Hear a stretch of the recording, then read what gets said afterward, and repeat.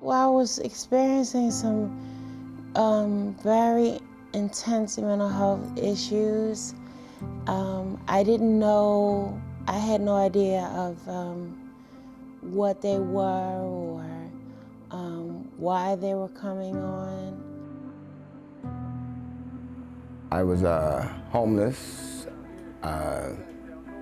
depressed, diabetic, sickly, and I was introduced to drugs at a young age, and I thought that was the way of the world. I wasn't working, and we were living off of my husband's Social Security at the time. He had gotten locked up, and I didn't have access to his Social Security because he was locked up. And I was locked out of my house, and the locks were changed about 2 days before Christmas. And that's how I ended up homeless on the streets. And I had just lost my dad and my brother that year. So I had no family left, no friends, nobody else to help out or to turn to, so.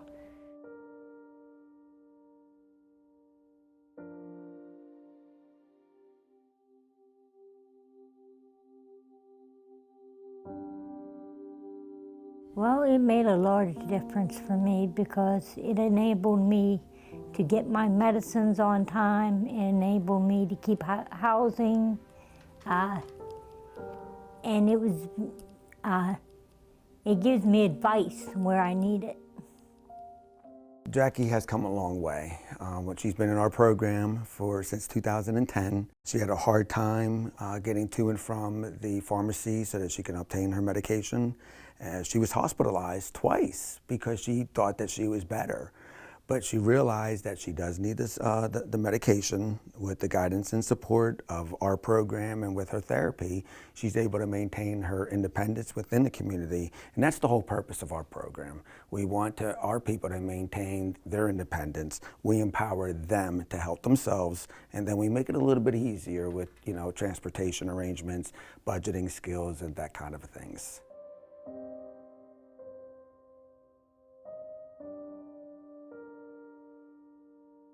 Clients that I work with generally, most of them do not have stable housing right now. They're living in halfway houses, three-quarter houses, which is transitional until they get their own. And usually when they're about to leave a program, they're in a panic mode. Where do I go? What do I do?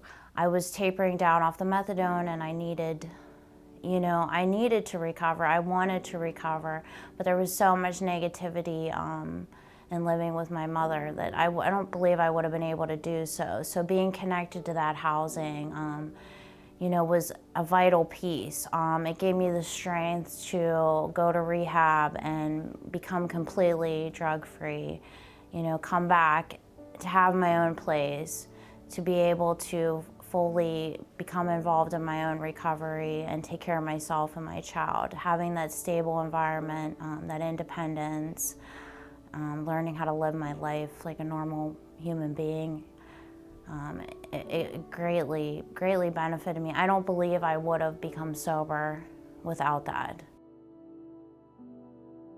I have a handful of clients. Some of them are clean and doing really well, but housing is the biggest issue. I have someone who was literally 10 minutes ago texting me saying, I don't know what to do. I am going to have nowhere to live in a week and a half because her friend let her stay there, and her friend's landlord started complaining that we didn't want two people to live here. And I know you said it was going to be okay, but now it's not. So what do we do? And I'm like, I don't know. I don't know what we do. We're just going to start here and see what we can do, but I don't know. I know, and she's clean and she's doing well. And that's what sucks because in 2 weeks, if she doesn't have anywhere to go, it might be easier for her to just go back to her old way of life.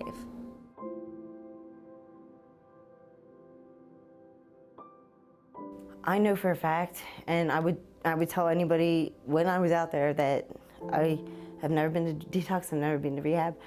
I did not do well in an institution, even shelter type setting.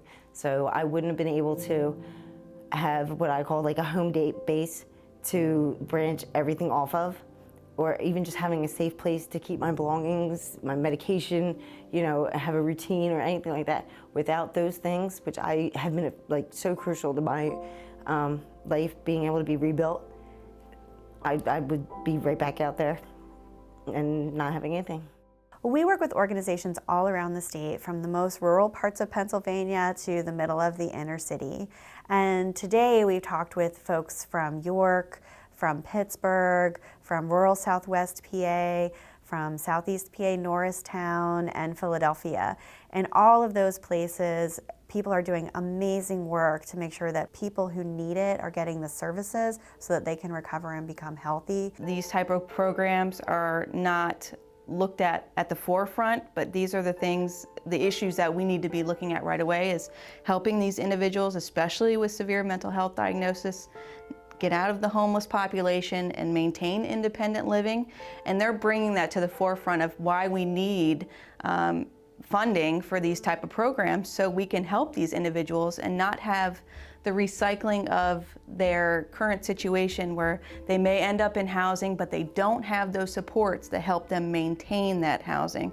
So then they end up right back to where they were and we're starting over. So if we can have the funding to not only look for the housing, but to have the supports of the caseworkers and any other staff that can help those individuals, would be great.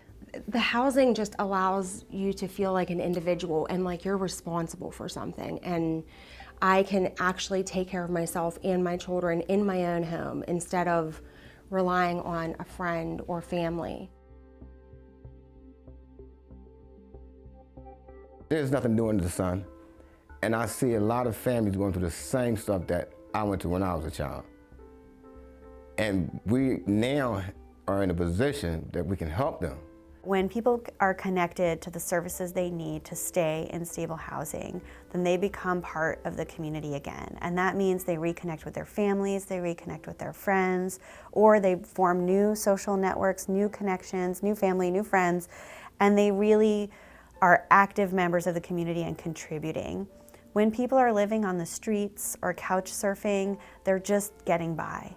And when people have a place they can call home, then those folks are making a difference in the world. And I think that's a much better place for us all to be. In situations like mine, where I haven't totally fallen off a cliff, I've been struggling for a while, is there some other way that we can actually save money by investing in helping people before they reach the bottom and are so broken that they need help forever? I'd like to say it's greatly needed. There's many people like me out there that really need this program.